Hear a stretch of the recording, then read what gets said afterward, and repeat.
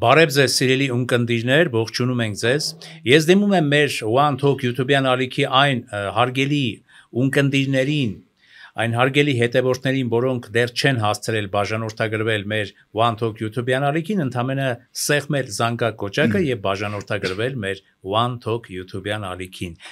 Այսօր մեր զրուցակիցն է քաղաքագետ Էդգար Առաքելյանը։ Պարոն Առաքելյան, ողջունում եմ, որ հերթական անգամ ընդունել եք մեր հրավերը եւ եկել եք մեր տաղավար։ Ողջունարես, ես էլ եմ շնորհակալ հերթական հրավերի համար։ Շնորհակալություն։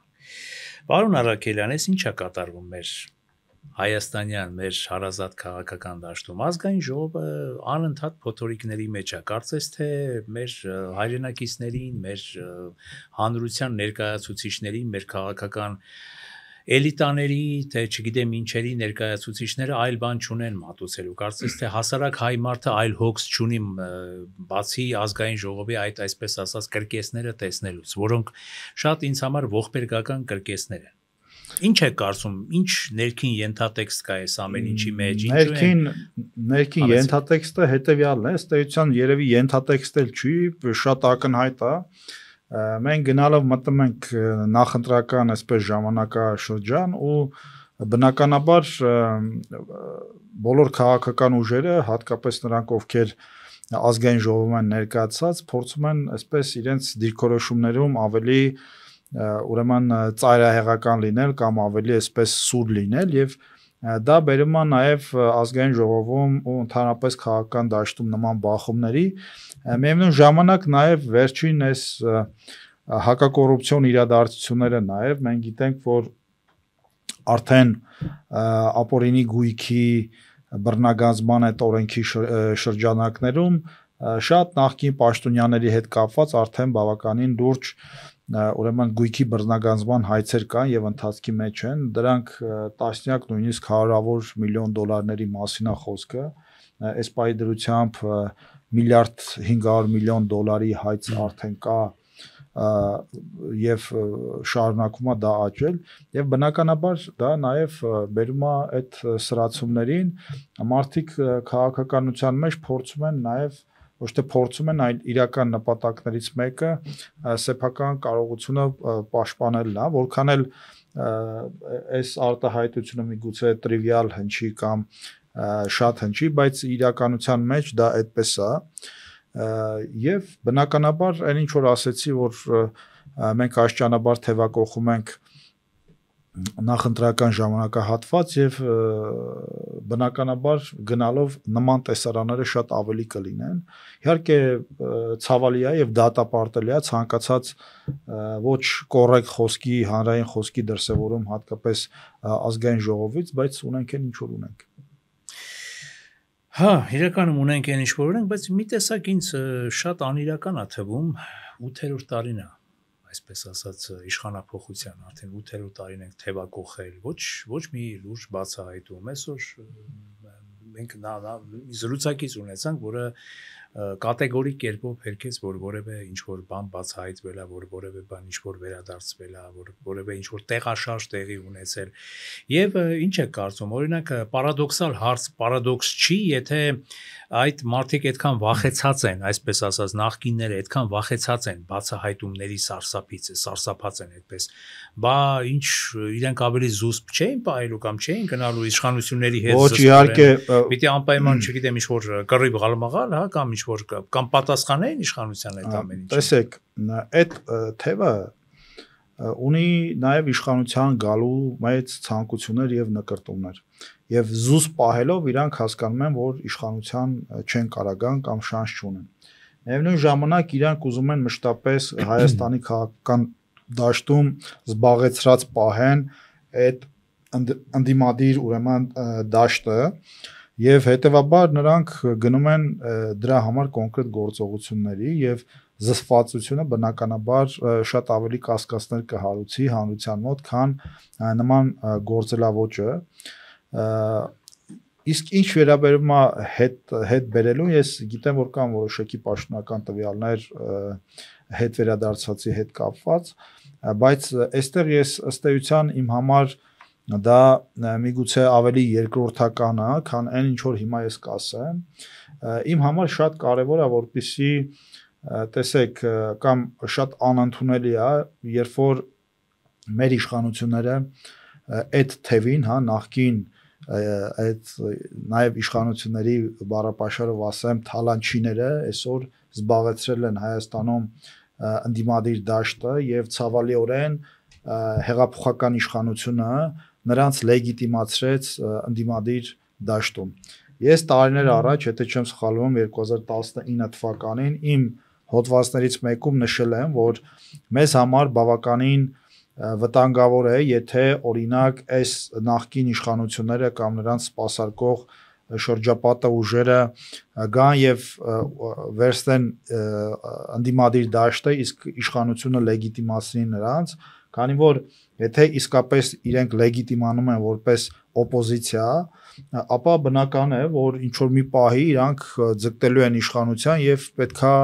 հասնեն իշխանության, իսկ սա նշանակում է հակահեղափոխություն եւ սա նշանակում է այսպես ասենք դավաճանություն ժողովրդի ցանկություններին, նկրտումներին,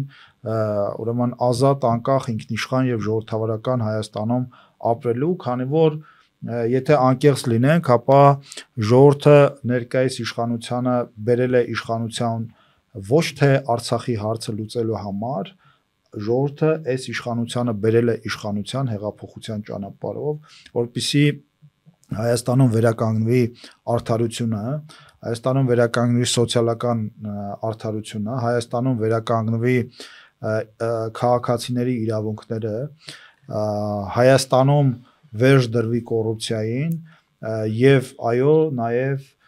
հետ վերադարձվի Հայաստանին ու հայ ժողովրդին այն թալանը ինչ որ տեղի է ունեցել այդ 20 տարիների ընթացքում։ Եվ այստեղ է, որ ես կարծում եմ, որ մեր իշխանությունները քննադատում եմ մեր իշխանություններին այն առումով, որ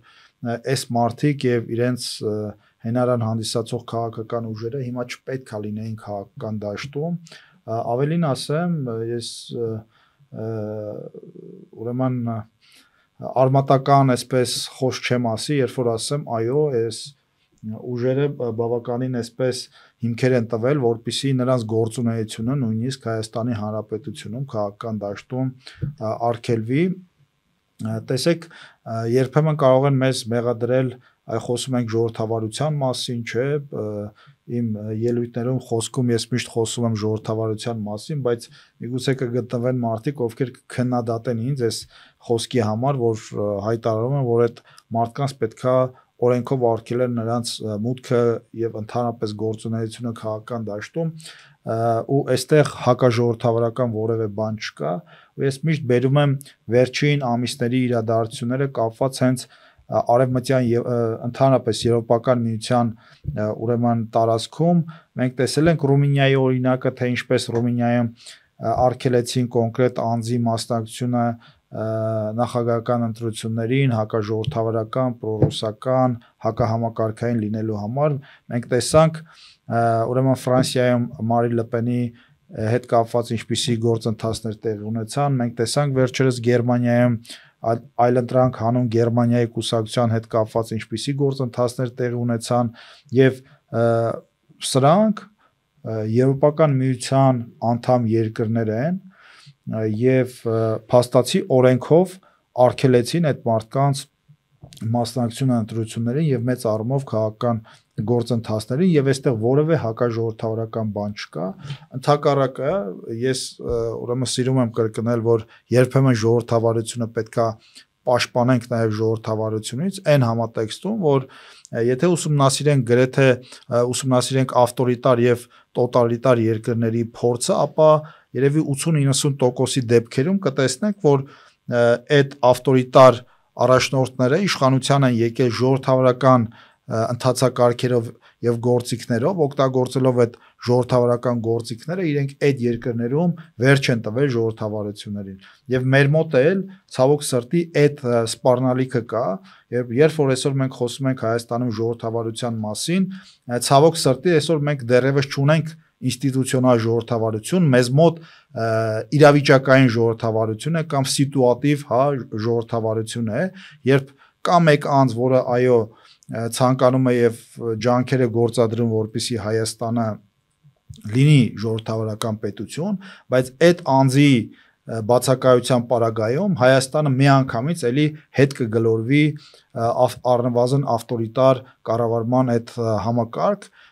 եւ սա է մեր գլխավոր խնդիրը, սա է մեր գլխավոր սպառնալիքը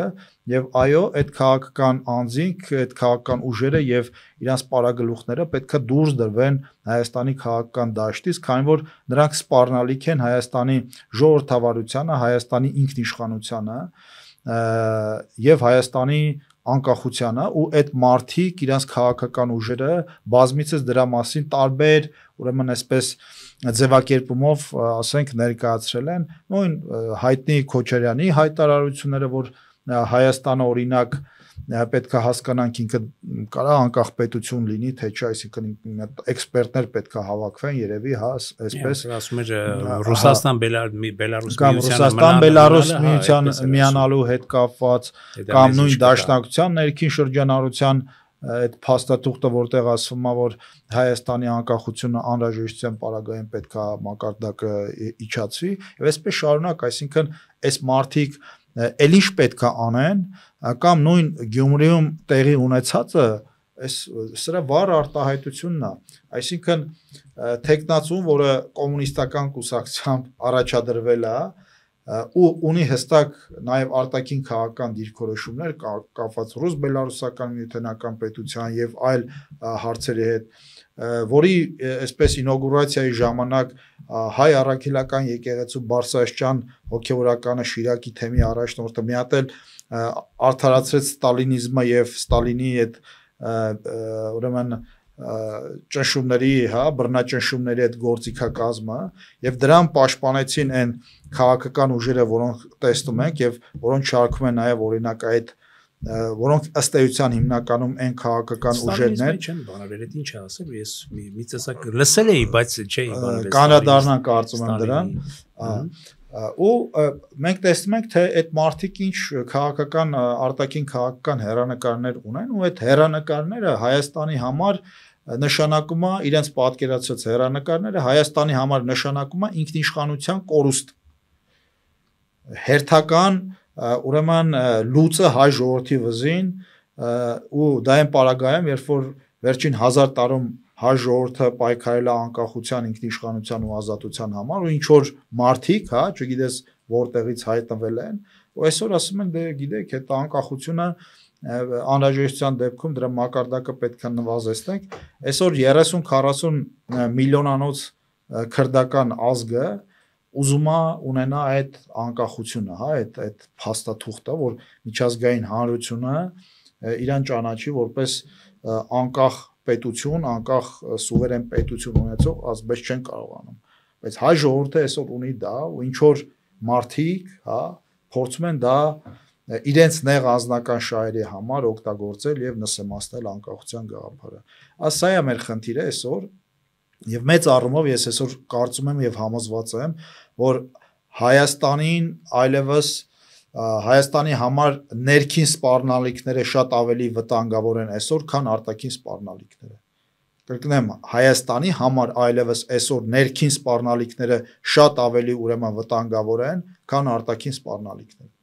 Այո, ներքին սպառնալիքների մասին խոսեցիք։ Դա իրենք էլ ասում են, արդեն գիտեք թե ովքեր եւ որտեղից են դա ասում, որ այս 8 տարիների ընթացքում Հայաստանում որևէ իրական բարեփոխում տեղի չունեցել։ Տեսեք, դուք մատնանշում արեցիք, որ մի անձ, որը կուզենա երկիրը, որ ասենք գուցե ձեր մեջ կամ որոշ մարդկանց մեջ, ասենք այսպես ասած, պատկերացրած ժողովրդավարության հույսն է արթնացրել, բայց նա էլ ու նրա թիմն էլ, եթե հիշում եք, հենց 2018-ին ինչ էր ասում էր, մենք մեզ համար շատ ձեռնտու է այս ընդդիմությունը, որ միշտ լինի, մենք միշտ կլինենք իշխանություն, չէ՞։ Այդպիսի արտահայտություններ իրեն ասում։ Ըստ էության որևէ բացահայտում չի կատարվել, ըստ էության որևէ իրողություն չի բացահայտել։ Դեռ ավելի, վերջին շրջանում ժողովրդի կյանքը ավելի է վատացել։ թանկացումներ, տնտեսական այս իրավիճակների խորացում, տնտեսական վատ ցուցանիշներ, այ դուք ասեցիք ոչ թե եկել էին, հա, իհարկե, եկել էին ներքին անարդարության համաձայն եմ ձեզ հետ, այդ ամեն ինչի վրա, այդ ալիքի վրա եւ Հայաստանում արդարություն եւ շատերը նաեւ մտածում են Արցախը կապակցեցիք, որ եթե մենք ունենանք շատ հզոր Հայաստան, բնականաբար այդ հզոր Հայաստանը կլինի Արցախի ապավենը, Արցախի թիկունքին կանգնած հզոր միավոր եւ Արցախայության եւ Արցախի հանրապետության իրավունքները կլինեն ավելի պաշտպանված։ Բայց այդ ամեն ինչը դակարակը հայտնի է թե ինչ տեղի ունեցավ հակառակը, այսինքն շատ-շատերի համար էլ այսօր ասում են, որ չկա այդ առարկայական ցուցիչները ժողովրդավարության հաստատման, տնտեսական զարգացման, որը իրական անկախությունը պետք է ապահովի, չկա։ Խոսեցիք Ռուսաստանի բան եւ այլն, բայց կարծում եմ, որ դա էլ է, չէ, ժողովրդավարություն, եթե այդ թևն էլ անկախ նրանից դուք կամ ես դա կընդունենք, թե չենք ընդունի, այդ գույներն էլ պիտի իրավունք ունենան գործելու եւ մրցակցելու, ասենք եվրոպական գույների հետ։ Տեսեք, ցանկացած գույն պետքա լինի, բայց այդ գույները երբեք հակասության մեջ չպետքա լինեն ժողովրդավարության եւ Հայաստանի Հանրապետության ինքնիշխանության հետ։ Այդ երևույթի եւ գաղափարի հետ պետքա հակասության մեջ չլինեն։ Այսինքն մեր խնդիրը ո՞րն է, մեր խնդիրը որպես ազգ հանրույթ որևէ ուրեմն միավորի կամ պետությունների հովանու ներքո ապրելն է, թե մեր խնդիրը ունենալ մեր սուվերեն պետությունը, մեր պետության մեջ ազատ եւ մեր ցանկացած մոդելով ապրելն է։ Բնականաբար երկրորդ տարբերակը եւ նրանք որոնց հայտարարությունները հակապետական են, հակաանկախական են եւ հակաժողովրդավարական են, այո, այդ դրանք գույներ չեն, դրանք ինչ որ գույների այսպես աղավաղող ինչ որ երանգներ են, դրանք հակապետական ուժեր են, որոնք գործում են այլ երկրի շահերին համապատասխան եւ Հայաստանի Հանրապետության ինքնիշխանության ու Հայաստանի Հանրապետության շահերի հետ առնչություն չունեն եւ կրկնեմ դրանք գույներ չեն եւ դրանք պետքա բացակայեն այդ պալիտրայից հայկական քաղաքական դաշտի քանի որ դրանք հակապետական ուժեր են եւ հակաժողովրդավարական ուժեր են։ Ինչ վերաբերում է տնտեսական հարցերին, տեսեք, ես տնտեսագետ չեմ, բայց որքանով իմ տնտեսագիտական գիտելիքները բավարարում են, ես կարող եմ փաստել, որ այնուամենայնիվ մեր տնտեսական հարաբերություններում մենք հաստատ 17-18 թվականի իրավիճակում չենք, ավելին ասեմ, մեր հնան այսօր գրեթե 30 միլիարդ դոլարի է հասնում, 28-29 միլիարդ դոլար է, դա այն պարագայում, երբ որ ընդունվել է օրինակ Սերժ Սարգսյանից 11-12, եթե չեմ սխալվում, կամ ոչմ պլյուս մինուսով։ Ասում են դա կեղծ արհեստական։ Չէ, ինչն է կեղծ թողապատուցեն, այսինքն վերջի վերջո գոյություն ունի Հայաստանի Հանրապետության պետական բյուջե եւ համախառը ներքին արդյունք, դրանք թվեր են, դրանք abstract բաներ չեն, էլի, որ այսինքն դա ընդունում են նաեւ միջազգային շատ հեղինակավոր ֆինանսական կազմակերպություններ, այսինքն դա օթից վերցրած բաներ չեն։ Վերջի վերջո գոյություն ունի մոտ 780 քանի հազար, հա, աշխատող, որը հարկ է մուծում, այսինքն դրանք երևացող թվեր են, գոյություն ունի բյուջե, որը փաստացի, եթե չեմ սխալվում, կրկնապատիկից ավելացել է, հա, երբ որ 17-18 թվականին ընդունվել է այդ բյուջեն եւ այլն եւ այլն։ Այսինքն այստեղ ասել, որ տնտեսապես ոչ մենակ այն, որ ես ինքս դուք մեր ընկերները կարող են Հայաստանում բիզնես գործունեություն ազատ ծավալել եւ որևէ մեկը չի կարող գալ եւ ասել, գիտես, ինչ կա, այս բարիքը դու ստեղծել ես, հիմա դրա կեսը պետք է ինձ տաս կամ ինչ որ տոկոսը, միայն դա արդեն տնտեսական լուրջ առաջընթաց է։ Միայն այն, որ մենք կարանք Հայաստան ներմուծենք եւ Հայաստանից արտահանենք ցանկացած ապրանք, դա արդեն տնտեսական լուրջ գործոն է, քանի որ արտաքին տնտեսական հարաբերություններում դա շատ կարևոր գործոն է երկրի վարկանիշը գնահատելու առումով։ Այսինքն նրանք ովքեր պնդում են, որ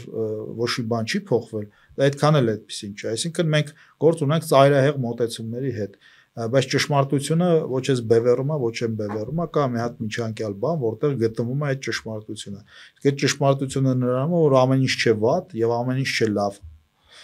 Իսկ ինչ վերաբերում է, այո, ես էլի կրկնեմ, որ դեպքում ինչու է արտագաղթը շարունակվում։ Տեսեք, արտագաղթը, ասեմ, արտագաղթը ես վերջին տվյալներից տեղյակ չեմ, բայց դա այն տեմպերը չեն, որը կար ժամանակին։ Արտագաղթի հետ կապված կա հետևյալ խնդիրը, անվտանգային խնդիրը, որը ամենամեծ գործոնն է անվտանգության արտագաղթի հետ կապված։ Ես գիտեմ շատ ընկերներ իմ շրջապատից, ովքեր էլի դրսում են, բիզնեսով են զբաղվում եւ այլն եւ այլն, որոնց մի մասը այսօր տեղափոխվել է Հայաստան, մենք ունենք հակառակ process-ներ, որ շատերը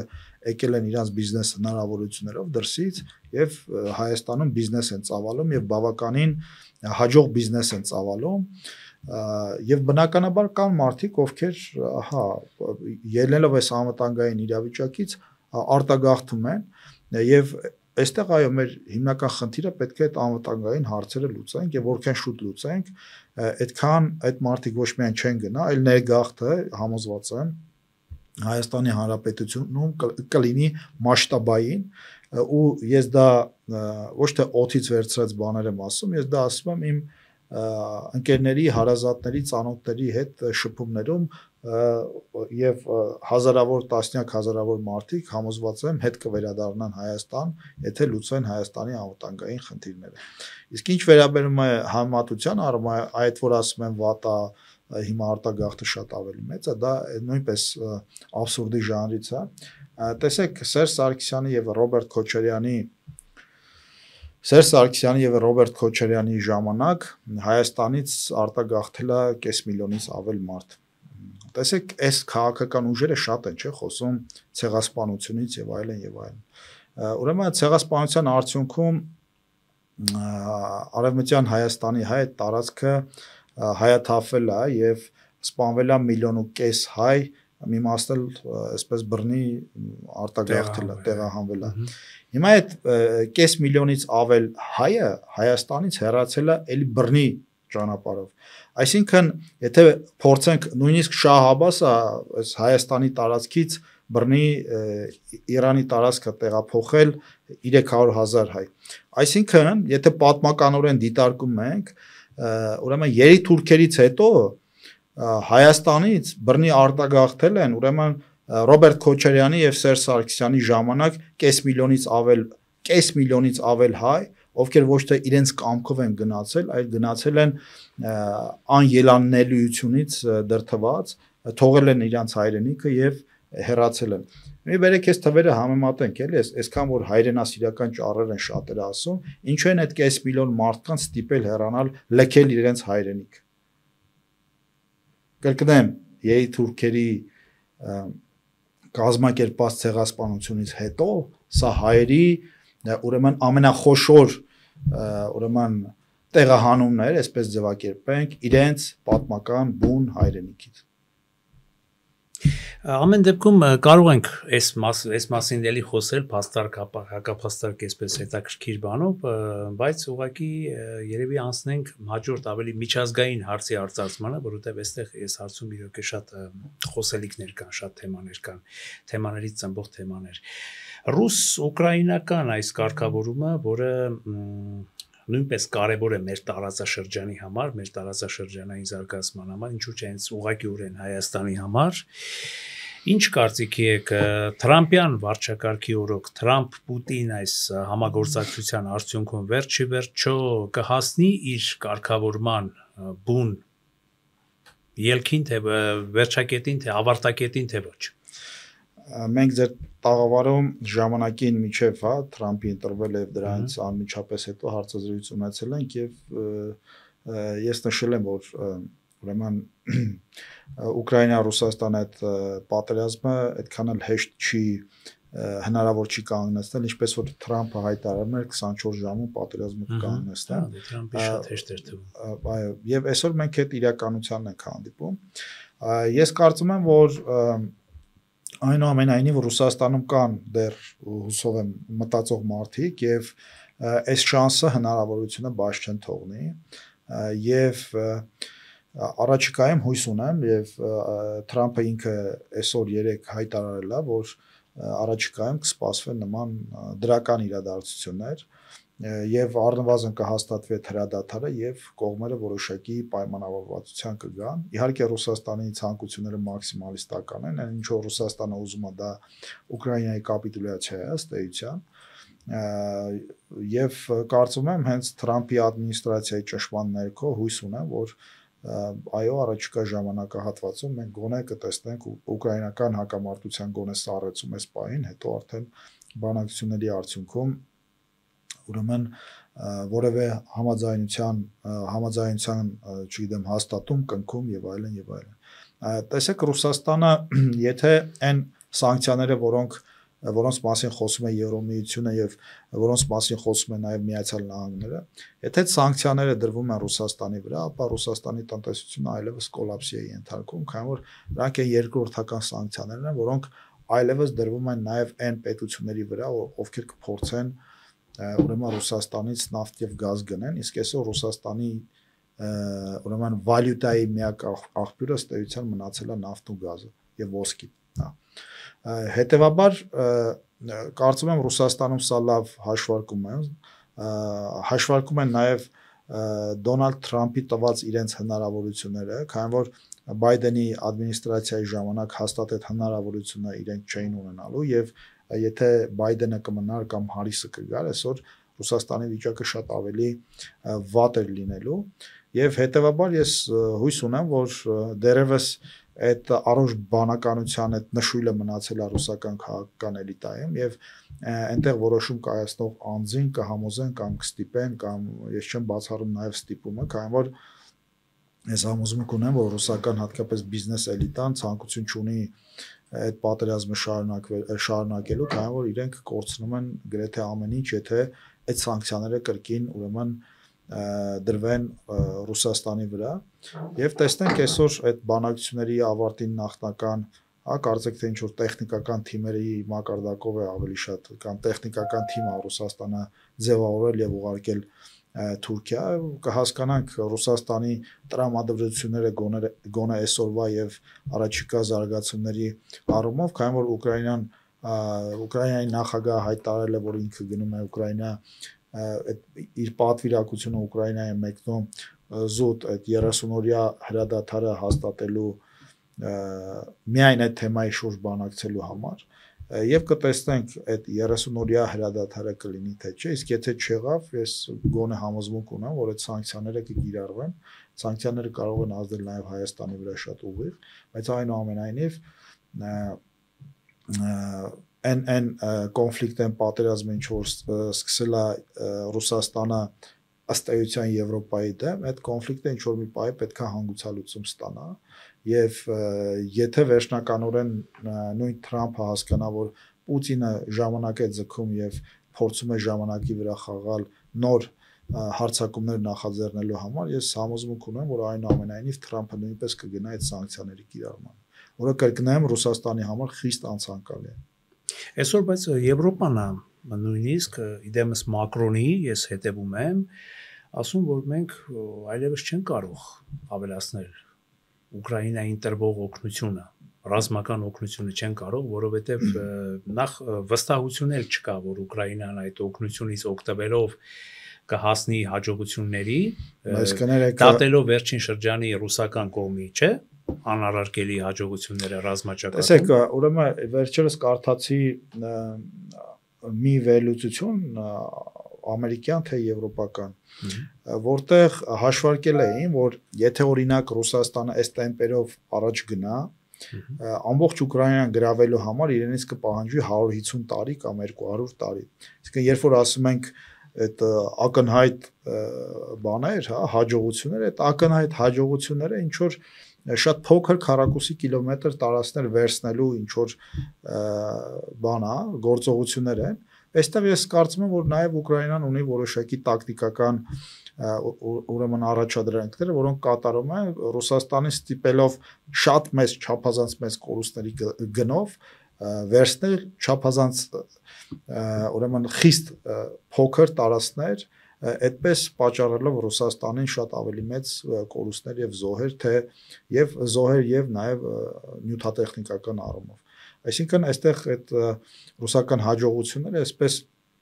բացարձակ հաջողություններ չեն, կրկնեմ, դրանք շատ մեծ զոհերի արդյունքով շատ քիչ տարածքների գրավում է, որը կարծում եմ հենց ուկրաինական կողմի ռազմավարության արդյունք է։ Այսինքն կարծում եք, որ բոլոր դեպքերում այս երկարատև արյունալի պատերազմի ընթացքում շատ ավելի շատ կորցրել է, եթե sense լայն իմաստով դատենք Ռուսաստանը, քան Ուկրաինան։ Իհարկե։ Տեսեք, վերեք վերլուծենք ինչա ստացել, ինչ էր ցանկանում Ռուսաստանը։ Ակնհայտ է, որ Ռուսաստանը ցանկանում էր մեկ շաբաթվա ընթացքում վերցնել ամբողջ Ուկրաինան, այնտեղ իրականացնել ուրեմն իշխանափոխություն, բերել նույն այդ Յուշենկոին, Յանուկովիչին, քանի որ պատերազմը սկսելուց 1 ամիս առաջ Կիևի դատարանում հայց էր ներկայացվել Յանուկովիչին, ուրեմն նախագահի պաշտոնից ապօրինի զրկելու հիմքով եւ բնական է, որ Ռուսաստանում պատրաստվում էին, որ երբ որ իրենք կվերցնեն Կիևը այս իշխանություններին, կհեռացնեն իշխանությունից, այդ դատական գործընթացը կհասցնեն ավարտին, դատարանը կորոշի, որ այո, Յանուկովիչին ապօրինի են զրկել իշխանությունից, Յանուկովիչին էլի կվերադարձնեն իշխանության եւ ըստ էության տեղի կունենար Ուկրաինայի փաստացի օկուպացիա, որը նաեւ ժամանակի եւ տեխնիկայի հարց էր այլևս։ Սակայն մենք տեսանք այն տեղի ունեցածը, ինչ որ տեղի ունեցավ, իսկ տեղի ունեցավ հետեւյալը, որ Ռուսաստանը փաստացի չկարողացավ գոնե իր պլան մինիմումը իրականացնել այդ առաջիկա օրերին եւ այսօր Ուկրաինան ըստ էության հանդիսանում է թերևս աշխարհի ունի թերևս աշխարհի ամենամարտունակ բանակներից մեկը, եթե ոչ ամենամարտունակ բանակը, കാരണം ուկրաինական բանակը այսօր բացի այդ պատերազմի փորձը նաև այդ զենք զինամթերքը, որը ինքը այսօր օգտագործում է, ուկրաինական բանակը թերևս աշխարհի միակ բանակն է, որը օգտագործում է եւ արևմտյան զենք եւ զինամթերք եւ սովետական ռուսական զենք եւ զինամթերք, այսինքն ուկրաինական սովետականն է օգտագործում դեռ, հա? Ես անգամ դե եթե օգտագործում են D30, ասենք հրանոթներ, բնականաբար դա սովետական կամ T-72 տանկը սովետական չի։ Ռուսաստանը իդեպ իր անկախությունից հետո այդ սովետական միությունը փլուզվելուց հետո շատ քիչ ես հիմա այսպես նայում եմ, որ զուտ բանից անկախությունից հետո ստեղծված նոր կոնցեպտուալ զենք զինամթերքեր են, Ռուսաստանը կարծեք չունի նման զենք զինամթերք, ինչ արվել է նախկին սովետականի մոդեռնիզացիայի հիման վրա եւ փաստացի թե տանկերի, թե հրթիռների, թե մնացած բաների առումով ամբողջը սովետական է կամ Ռուսաստանի կողմից կամ սովետական զենքերի մոդեռնիզացիայի արդյունքն են ամենը ինչ որ ունի Ռուսաստանը եւ տեսեք Ռուսաստանը իր քդիտակ ունեցավ ըստ էության գրեթե 1 միլիոնանոց ուկրաինական բանակ, որ այսօր մի քանի հազար կիլոմետր մարտեր է մղում Ռուսաստանի գերհզոր պետության դեմ եւ այսօր Ռուսաստանը շատ մեծ զոհերով կարողանում է մի քանի տասնյակ կիլոմետր քառակուսի ներգրավել ամիսների ընթացքում։ Ինչ էր հայտարարում Ռուսաստանի նախագահը, որ պետքա ՆԱՏՕ-ն հեռանա Ռուսաստանի սահմաններից, արդյունքում ինչ ստացանք, ուրեմն Ֆինլանդիայի եւ մյուս պետության ՆԱՏՕ-ն, ՆԱՏՕ-ի անդամակցությունը հաջորդը այստեղ ամենակարևոր երկու հանգամանքները տնտեսական եւ ռազմաքաղաքական։ Տնտեսական առումով Ռուսաստանը կորցրեց թերևս ամենակարևորը եվրոպական էներգետիկ շուկան։ Տասնյակ տարիներով սկսած սովետական միության տարիներից ուրեմն պայքար էր գնում եվրոպական գազի շուկայի համար եւ Ռուսաստանը հասել էր նրան, որ ուներ ամենամեծ մասնաբաժինը այդ եվրոպական շուկայում, որը բավականին բարձր գնով, հա, գազի շուկա էր եւ Ռուսաստանը փաստացի ըստ էության 100%-ով կորցրեց այդ շուկան եւ այսօր այդ շուկան լստում է Միացյալ Նահանգները, այսինքն այստեղ ավելին Ռուսաստանը իր գազը ըստ էության գրեթե ինքնարժեքով վաճառում է, չգիտեմ, Չինաստանին եւ այլն եւ այլն։ Հիմա այստեղ Ռուսաստանը օգտվեց, թե տուժվեց։ Իհարկե տուժվեց եւ ես համոզված եմ, որ նույնիսկ պատերազմից հետո Ռուսաստանը այլևս տնտեսությունը պարունակել է։ Ռուսաստանը տեսեք, այդ աճը ռազմաարդյունաբերության շնորհիվ է, այսինքն այս պատերազմը սպասարկող այդ ռազմաարդյունաբերության շնորհիվ է, բայց դուք տեսեք արտահանման ծավալները Ռուսաստանի ինչքան են, դրանք խիստ նվազել են ու տնտեսական այլ ցուցանիշներ, այսինքն քաղաքացիական արտադրության եւ արդյունաբերության առումով Ռուսաստանը խիստ հետ նահանջագրանց է, պլյուս իր էներգետիկ ոլորտի արտահանման առումով։ Այսինքն դա միֆ է, որը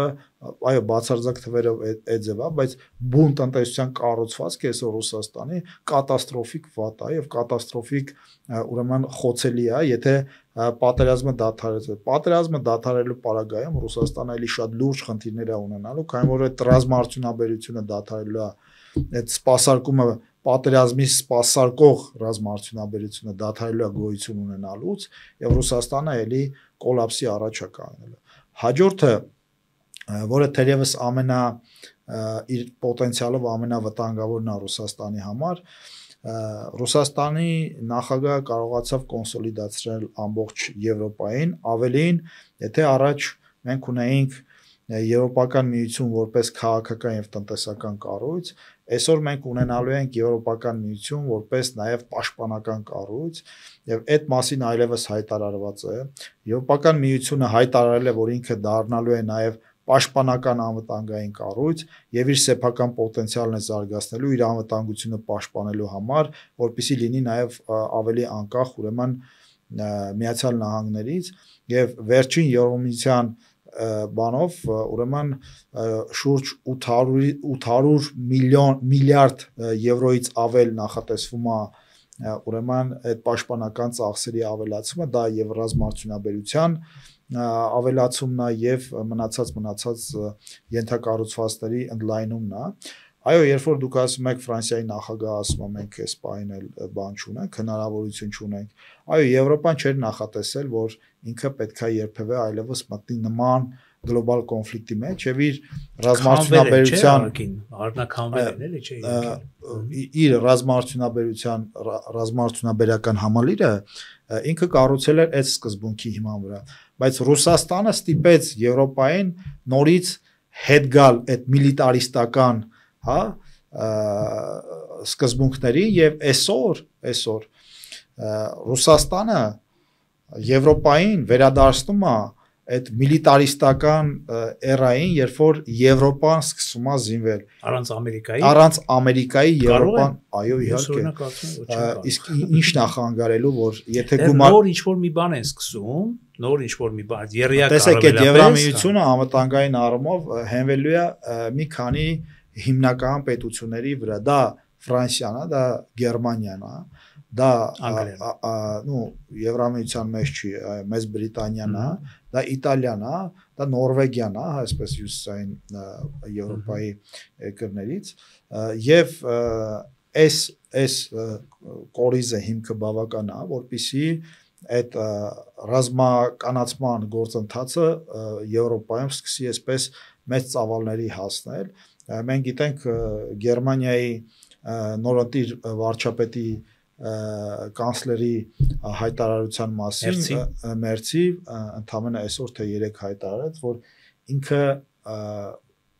գերմանական բանակը դարձնելու է ուրեմն Եվրոպայի ամենաուժեղ բանակը, հասկանում եք։ Դուք հիմա պատկերացնում եք, թե Ռուսաստանը Եվրոպայից ինչ այլևս սպառնալիքներ կարող է ստանալ, իսկ մենք պատմականորեն տեսել ենք, թե միլիտարիզացված, այսպես ես բացասական բանով չեմ ասում, ռազմականացված Եվրոպան ինչ է Իրանից ներկայացնում, Ռուսաստանի իշխանությունը ծնեց կամ վերածնեց այդ ռազմականացված Եվրոպային եւ առաջիկա 5-10 տարիների ընթացքում մենք կտեսնենք, թե ինչ Եվրոպա ենք ունենալու։ Իդեպ այն ՆԱՏՕ-ն, որը մինչև այս կար, այդ ՆԱՏՕ-ն լավագույնս էր Ռուսաստանի համար, քանի որ այդ ՆԱՏՕ-ում կար մեկ պետություն, Միացյալ Նահանգներ, այդ մեկ պետությունն էր թելադրում, թե ինչ անեն մնացած այդ թվում, այսինքն տեսեք այդ ընդլայնումը որևէ սպառնալիք չէր ներկայացնում Ռուսաստանի համար, քանի որ տրամաբանությունից դուրս էր, չէ՞ որ Եվրոպան երբևէ կամ եվրոպական որևէ երկիր կվերցնի, երբ որ մենք ասում ենք Եվրոպա, դա մեկ պետություն չի, որ վերցնի եւ որոշում կայացնի, որ մենք հարձակում ենք ուրեմն Ռուսաստանի վրա, դա Միացյալ Նահանգները չի, որ որոշում կայացնի, դա Չինաստանը չի, Հնդկաստանը չի եւ այսինքն դրանք շուրջ 3 տասնյակ երկրների հավաքածու են, որոնք ունեն բազմաթիվ տարաձայնություններ, առավել եւս ասենք Ռուսաստանի վրա հարձակվելու առումով եւ այստեղ տեսեք այդ ՆԱՏՕ-ն որ կար միջև ուկրաինական պատերազմը այդ ՆԱՏՕ-ում Ռուսաստանը ընդամենը գործ ուներ մեկ պետության հետ Միացյալ Նահանգների հետ ու ընդհանրապես Եվրոպայի կարծիքը այդտեղ ոչ ոք հաշվի չէր առնում եւ Միացյալ Նահանգներն էր Ռուսաստանի հետ պայմանավորվում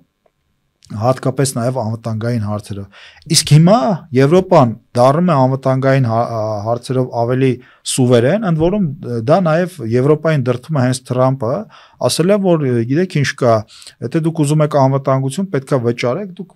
ունեք ռազմաարդյունաբերություն, ունեք լավ մշակումներ, ունեք լավ ռազմաարդյունաբերության համալիրներ, ընդհանրապես պետքա վճարել, ընդլայնել այդ ամենը եւ ունենալ անհրաժեշտ պաշտպանությունը։ Այդտեղ ձևավորվելու են նաև եվրոպական զորքեր առանձին ՆԱՏՕ-ից եւ այլն։ Ունենալու են շատ հզոր ռազմաարդյունաբերական համալիր։ Ֆրանսիան, մենք գիտենք, մեր բարեկամ Ֆրանսիան այսօր ռազմաարդյունաբերության առումով ուրեմն ըստ էության առաջինն է եվրոպական միությունում եւ երկրորդն է աշխարհում Միացյալ Նահանգներից հետո, ընդ որում այդ բանը վերցնելով նաև Ռուսաստանից, հա, երկրորդ հորիզոնականն է ռազմաարդյունաբերության եւ արտահանումների առումով։ Եվ հետեւաբար, երբ որ մենք ասում ենք Ռուսաստանը շահեց թե ուրեմն կորցրեց, պետքա հաշվի առնենք այս հանգամանքները տնտեսական գործոնը, ուրեմն ռազմաքաղաքական գործոնը եւ այստեղ ես նաև շատ կարեւոր է ինձ համար նաև դեմոգրաֆիական գործոնը։ Տեսեք Ռուսաստանը առանց հայտել ուներ այդ իր հսկայածավալ տարածքի համեմատ ուներ շատ քիչ ուրեմն բնակչություն եւ այսօր այս պատերազմի արդյունքում շուրջ 1 միլիոն մարդ այլևս շարքից դուրս է եկել զգալի մասը զոհվածներ, մի մասը ուրեմն վիրավորներ, որոնք պետքա ապրեն պետության հաշվին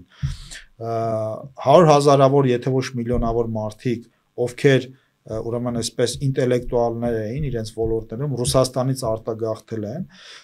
եւ այդ մահացածների թվում շատ մեծ են Ռուսաստանի հեռավոր արևելքի ազգաբնակչությունը, իսկ հեռավոր արևելքը Ռուսաստանի թերևս ամենախոցելի տարածքն է, որտեղ հարևանում է Ռուսաստանը Չինաստանի հետ եւ մենք առաջիկայում տեսնելու ենք թերևս Ռուսաստանի պատմության ամենամեծ սպառնալիքը որը գալիս է Չինաստանից եւ Չինաստանը եւ դեմոգրաֆիական առումով եւ տնտեսական առումով կլանելու է Ռուսաստանի ամբողջ հեռավոր արևելքը Ռուսաստանը դրա մասին պետք է մտածեր ոչ թե ինչ որ Ուկրաինայից մի քանի, չգիտեմ 1000 կիլոմետր պոկելու ու այս ամբողջ պատերազմը սկսելու այսօր Ռուսաստանը դարձել է Չինաստանի կցորդ եւ հանքահունքային առումով եւ աշխարհաքաղաքական առումով եւ դա թերևս ամենամեծ սպառնալիքն է լինելու ես չեմ վախենա նշելու Ռուսաստանի ամբողջ պատմության ընթացքում եթե գործընթացները այսպես շարունակվեն ապա ռուսները թերևս Երանի կտան մոնղոլ թաթարական այդ լծին այն ինչ որ Չինաստանը կանի Ռուսաստանի նկատմամբ իրենք չգիտեմ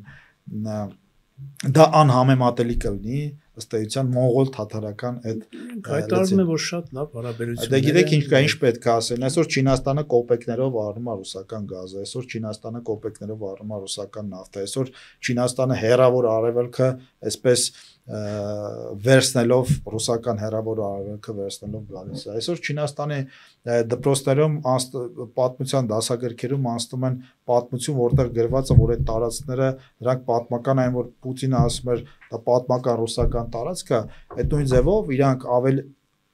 շատ ավելի իրավունք ունեն այդ տարածքների նկատմամբ քան Ռուսաստանը իրավունք ունի այդ իր ասած պատմական ռուսական տարածքների նկատմամբ այսինքն Չինաստանը ունի հստակ քաղաքականություն եւ այն դեմոգրաֆիական են խնդիրները, որ այսօր Չինաստանը ունի, այդ խնդիրները պետքա լուծվեն, այդ խնդիրները կլուծվեն փափուկ ուժի միջոցով, թե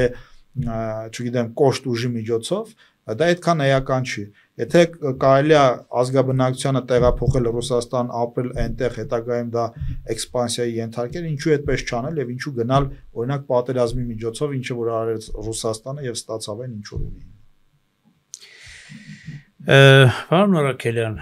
Կանք ոնց որ ասեն էլի միջազգային իրողություններից այստեղ էլ շատ բաներ կան ասելու, կանք դարձյալ փորձենք այսօրվա մեր զրույցը եզրափակել ձեզ հետ միասին։ Մենք միշտ խոստանում ենք, չէ, եվրոինտեգրման վերաբերել, բայց մի օր կիրականացնենք մեր այդ պոլեմիկայի գաղափարը, հետաքրքիր է, որովհետև այստեղ շատ այսպես նյուանսներ կամ իրողություններ ի հայտ բերելու տեղեր կան։ Ինչ եք կարծում նոր առաջիկա ընտրությունները 2026-ին վերջի վերջո մինչև 2026 թվական մենք նոր ընտրություններ չենք ունենա, թե ինչ որ ելնելով այս եւ խորհրդարանում տեղի ունեցող այս իրավիճակներից եւ ընդհանրապես ներքաղաքական իրողություններից արտահերթ խորհրդարանական ընտրություններ կլինեն։ Ես արտահերթ խորհրդարանական ընտրությունների ուրեմն գոնե սպայդրությամբ հեռանկար չեմ տեսնում, ֆորս մաժորներ կարող են լինել, բայց այն տրամաբանության, որով շարժվում է այսօր մեր քաղաքական դաշտը, այդ տրամաբանությունը հուշում է, որ արտահերթ գործընթացներ տեղի չեն ունենա եւ մենք 26-ին կգնանք հերթական ընտրությունների եւ դաշտը ես կարծում եմ առաջիկայում մենք էլի ինչ որ նորություններ կտեսնենք քաղաքական դաշտի եւ այլնի առումով, բայց տրամաբանությունը հետեւյալն է, որ մենք կգնանք հերթական ընտրությունների։ Այսինքն որևէ ֆորս մաժորի հավանականություն չեք տեսնում, ֆորս մաժորը հենց ֆորս մաժորը նրանով, որ մենք չենք կարող դա կանխատեսել, բայց այս պահի տրամաբանությամբ ես արտահերթ ընտրական գործընթացներ չեմ տեսնում եւ չեմ կանխատեսում։ Պարոն Արաքելյան, շնորհակալություն, որ եկաք մեր տաղավար եւ ես եմ շնորհակալ այդ միջազգային անցուդարձից թերևս ամենակարևորը մեզ համար, նույնիսկ շատ ավելի կարևոր քան ռուս-ուկրաինական պատերազմը, դա Միացյալ Նահանգներ եւ Իրան հարաբերություններն են եւ այսօր կարծեք թե Միացյալ Նահանգների նախագահ Դոնալդ Թրամփը հայտարարել է, որ իրենք շատ մոտ են Իրանի հետ ուրեմն այդ պայմանագրի կնքմանը, հարաբերությունների կարգավորմանը, Իրանի կողմից ուրեմն նաև հայտարարությունն ու պաշտոնական չի եղել, բայց ակնհայտ է, որ ինչ որ խողովակներով այդ ինֆորմացիաները իրենք բաց են թողում, որ իրենք պատրաստ են կանգնեցնել այդ միջուկային ծրագիրը, եթե Միացյալ Նահանգները անմիջապես այդ սանկցիաները կհանի, եւ ես հույս ունեմ, որ այդ հարաբերությունները կկարգավորվեն, քանի որ մեզ համար թերևս ամենակարևոր հենց ուղիղ մեր վրա ազդող ուրեմն գործընթացը դա է եւ եթե Միացյալ Նահանգներ Իրան հարաբերությունները կարգավորվեն, ապա մենք լրացուցիչ շատ կարևոր հնարավորություն ենք ստանալու մեր տարածաշրջանում եւ տարածաշրջանից դուրս ուրեմն շատ կարևոր զարգացումներ ապրելու եւ գործընթացների մեջ ներգրավելու։ Մենք գիտենք նաեւ Միացյալ Նահանգների հատուկ բանագնացի Ուտկոֆի հայտարարությունը կապված ուրեմն Հայաստանի եւ Ադրբեջանի հետ այդ կոնֆլիկտը վերջնական կարգավորման հետ կապված եւ հույս ունենանք, որ այո եւ Իրանա-ամերիկյան հարաբերությունները կկարգավորվեն եւ նաեւ հայ-ադրբեջանական հարաբերությունները կկարգավորվեն եւ սա մեզ հնարավորություն կտա դուրս գալ զարգացման նոր մակարդակ եւ այդ մակարդակը առաջ տանելու զարգացման այդ նոր մակարդակում, այդ նոր ուղեգծում ուղեգից դուրս գալու պարագայում, այո, մենք կարող ենք ունենալ իսկապես ազատ անկախ ժողովրդավարական եւ զարգացման շատ մեծ պոտենցիալ ունեցող երկիր, որը կկարողանա իսկապես լինել ինքնիշխան եւ որը կկարողանա լուծել շատ հարցեր եւ ազգային պետական եւ տարածաշրջանում։ Ասում եմ, որ մեր զրույցի եզրափակիչ փուլը բավականին լավատեսական էր այդ կարգավորումների պահով, որովհետեւ այո, համաձայն եմ, որ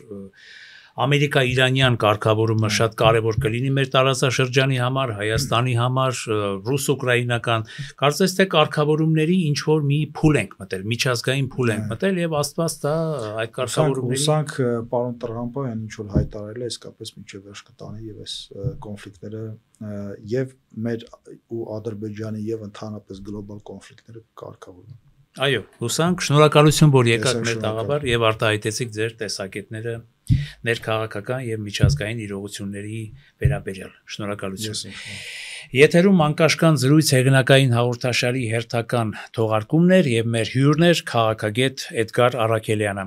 Ես դիմում եմ մեր այն սիրելի ունկնդիրներին, ովքեր դեռ չեն հասցրել բաժանորդագրվել մեր One Talk YouTube-յան ալիքին, ընդհանրապես սեղմել զանգակոճակը, բաժանորդագրվել մեր One Talk YouTube-յան ալիքին եւ մեր աշխատանքը դարձնել ավելի հետաքրքիր եւ ավելի բովանդակալից։ Լավ եղեք։